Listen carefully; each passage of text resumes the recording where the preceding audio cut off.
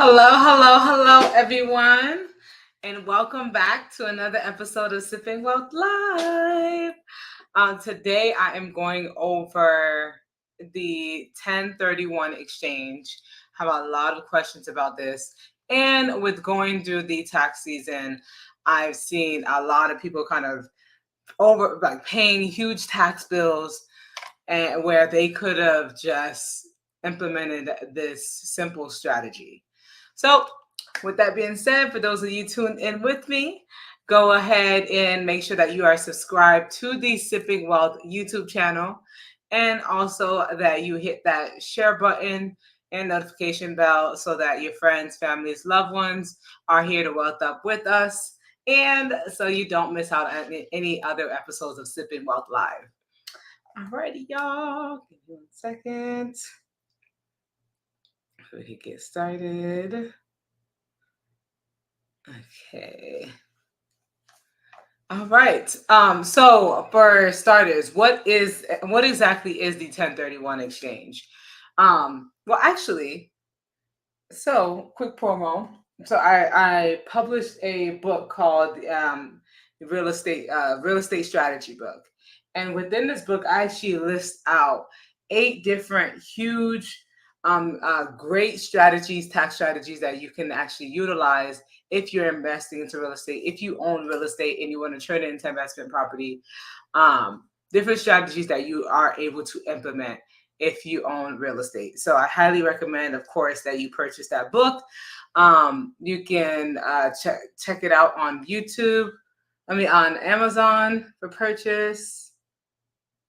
Hey, Reggie. Hey. Thanks for joining the live. Oh, I forgot to say, for those of you tuned in, go ahead and say, hey, girl. But thank you for getting us started, Reggie. I appreciate that. All right, y'all. But yes, so go ahead and check out that book. Like I said, it is available on Amazon for purchase.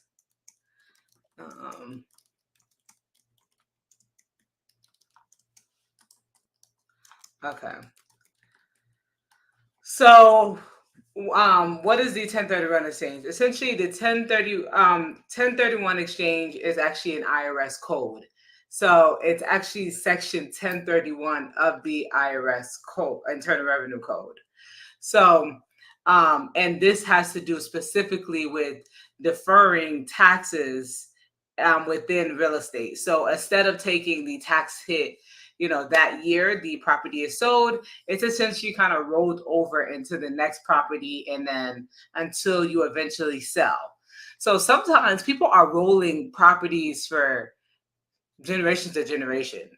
So they actually don't even end up paying taxes on that property or for the gains of that property while they're even alive, because they can't implement this strategy, rent to repeat for this strategy.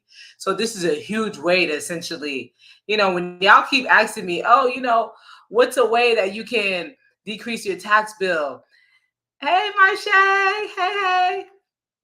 What's a way you could decrease your tax bill, or what's a strategy that the rich employ?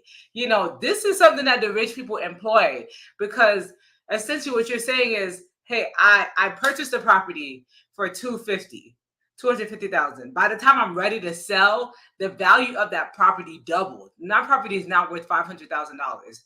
Instead of you pocketing that $250,000 in gains, you say, hey, I'm actually going to take that $250,000 in gains and I'm going to purchase another property with that. So now you didn't actually realize the gain because you just rolled it over into another property. So essentially now you don't even have a tax bill on that $250,000. And then you purchase another. Now you're like, okay, I'm going to go purchase a $500,000 property this time around. All right. Now I'm going to do the whole thing again. Now my property is worth $1 million. I'm going to purchase a $2 million property. Now that property is worth $5 million. And you could just keep this going, y'all. So, hold on, before this thing die on me. Ooh. Okay, you could keep rinsing, repeating this strategy. Um, I highly recommend if you are wanting to employ this strategy or if you want to learn more, definitely reach out. But yes, this is huge. So the purpose of, like I said, the 1031 exchange is to defer taxes. So you're not you're not essentially avoiding taxes. You're just deferring the actual tax hit on the capital gains. But like I said before, if you keep this rolling, then you won't even end up ever paying taxes on this because you kept on employing the same strategy, rinse and repeat. So, but it's a tax deferral strategy. Just to keep it straight, this is not for you to avoid taxes, but in a way, silver lining. But yes, okay. So the type of properties that are involved, or certain properties that you can use within this 1031 exchange. And there is actually a 1035 exchange for annuity contracts, different things like that. But we're gonna get into that later. I'm not even going. Okay. Okay. So different properties. It's the caveat with this strategy is you have to use like kind properties, meaning you can't trade a real estate property and say, oh, I'm going to go purchase security with it, or I'm going to go purchase and I'm going to put it into an annuity contract or a life insurance contract or something like that. So it has to be a like kind. It has to be similar. So if you're in real estate, you use the strategy within real estate. It has to be the same. Or like I said, like kind. Those are the exact terminologies they use. All right.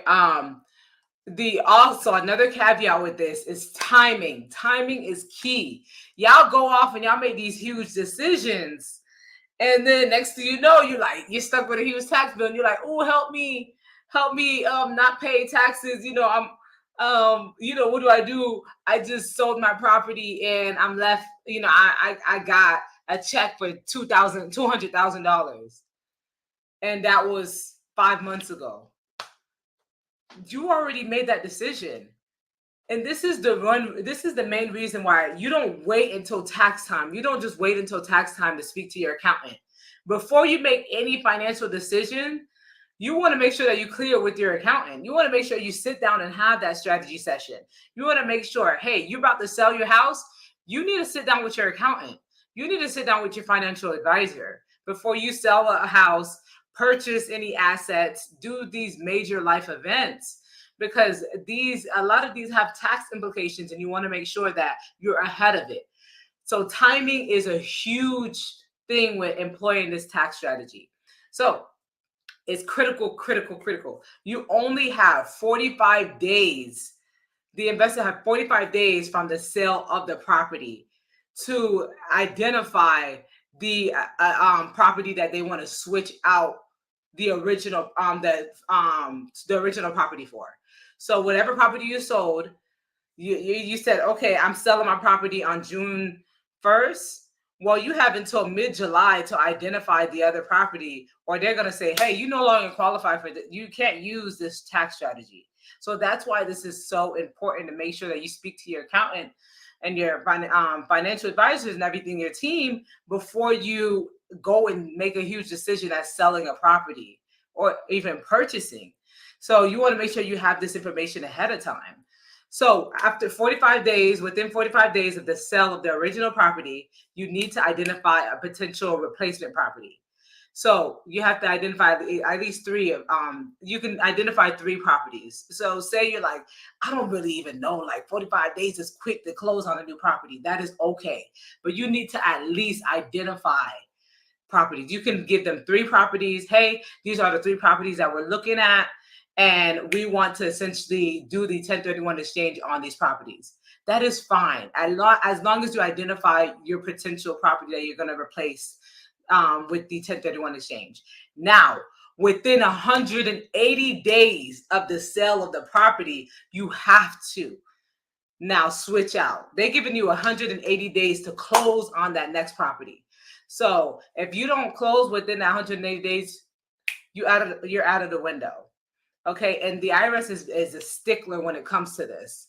Okay, they are a huge stickler with as far as like timing and everything like that, because essentially you are, like I said, you're delaying paying taxes on this. You're essentially avoiding tax payment on that on those capital gains for that year.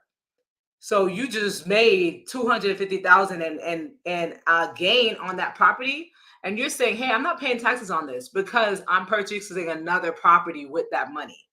So the IRS is like, "Okay, if you want to employ this strategy, you need to be on your P's and Q's." So it is crucial that you do this 45 days to establish the replacement property. Within 180 days, you have to make sure that you are closed and signed, sealed, delivered on that new property. Okay.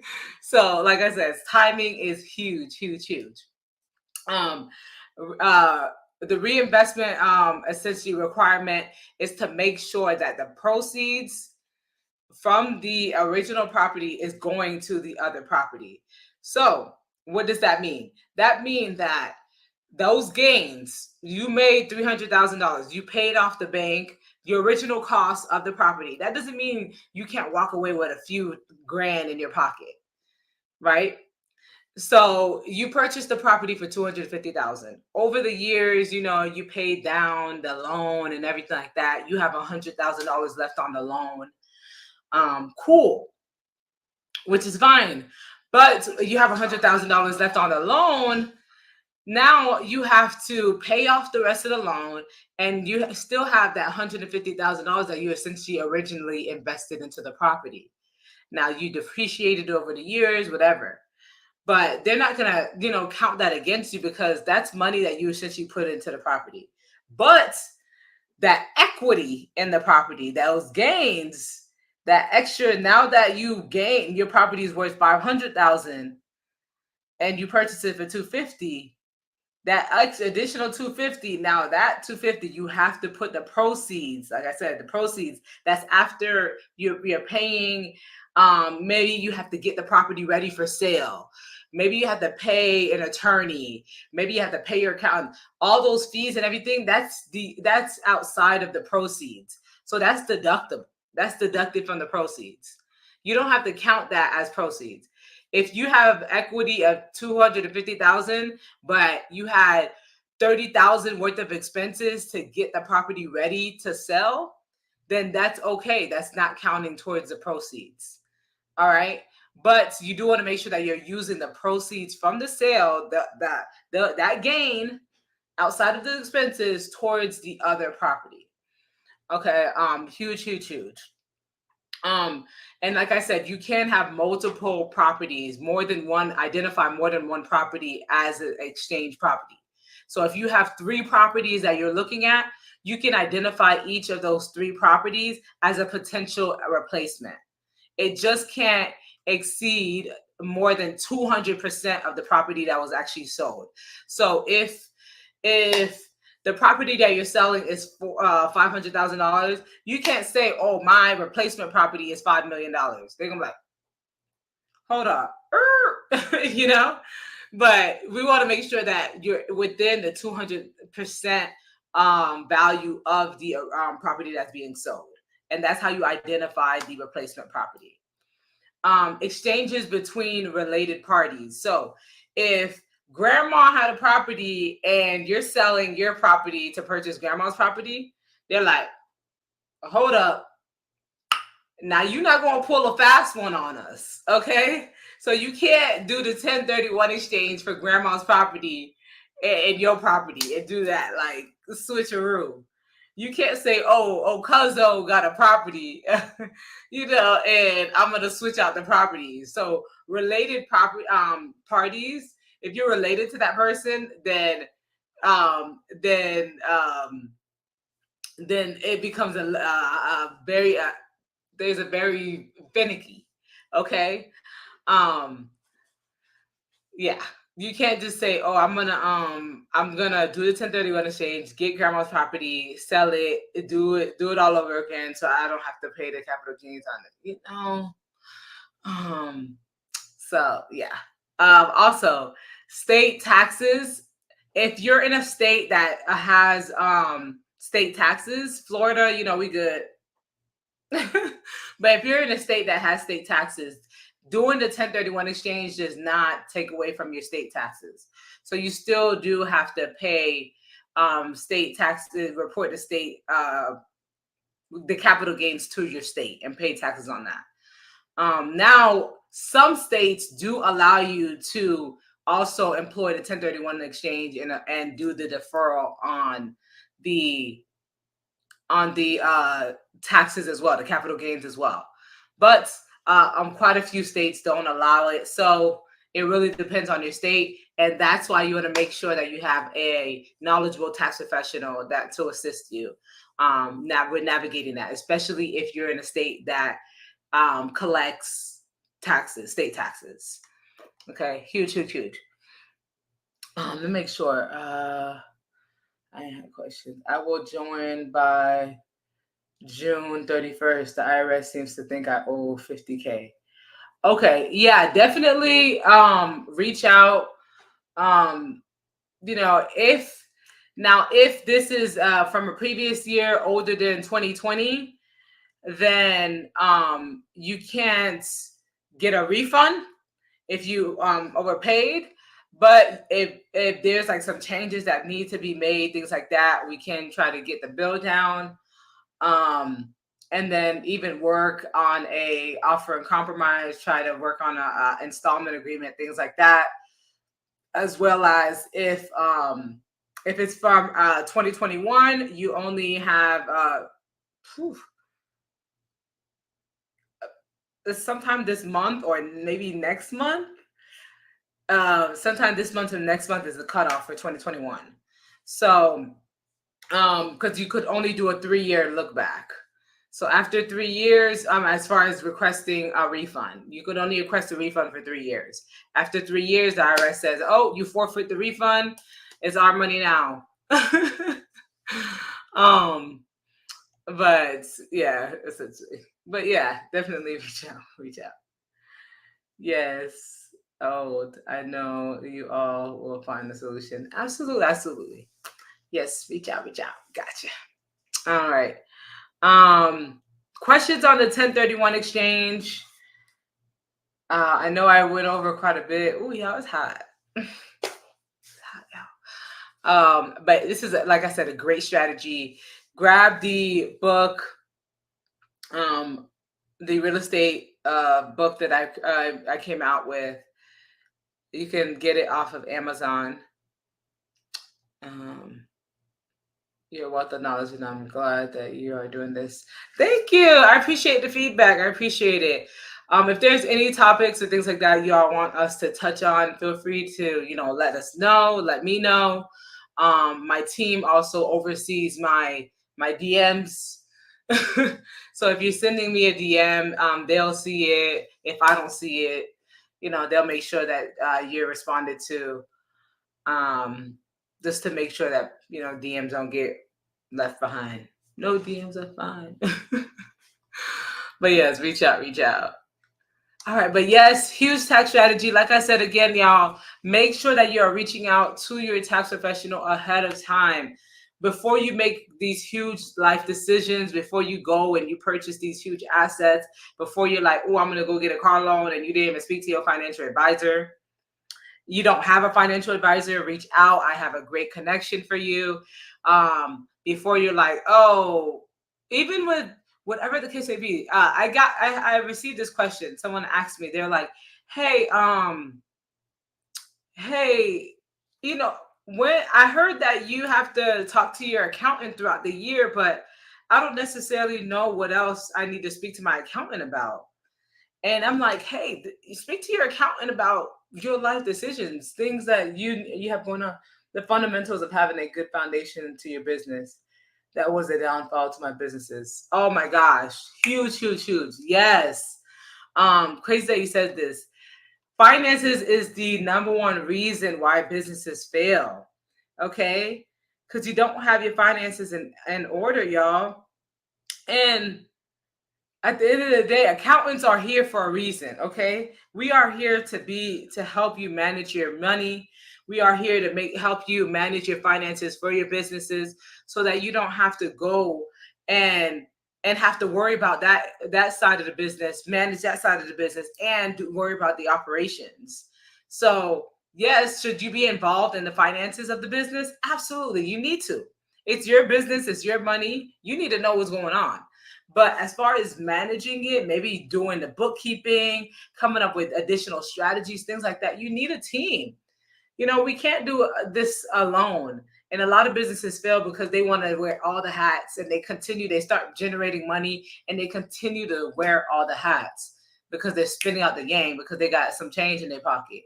So, get a team. I know it could be challenging getting a team that's actually, especially in this day and age, you maybe have people that's promoting services and different things, and they're not really knowledgeable, especially with the social media age. But talk to colleagues, things like that. Reach out. We're here. I'm here. Send me a direct message, whatever the case may be. Use me as a resource, y'all. I don't get paid for going live. I love this stuff. I really do. Okay, I could go off and talk about this all day because I genuinely want to make sure that y'all are educated about this stuff. This is huge. We do have so many videos, probably over 100 at this point on the YouTube channel. But yeah, tap in, y'all. Let me know if y'all have any questions moving forward. I'm gonna let y'all go and have a wonderful, amazing Tuesday, and join me next week at 6 p.m. for another topic on Sipping Wealth Live. All right, y'all. Have a great day or night.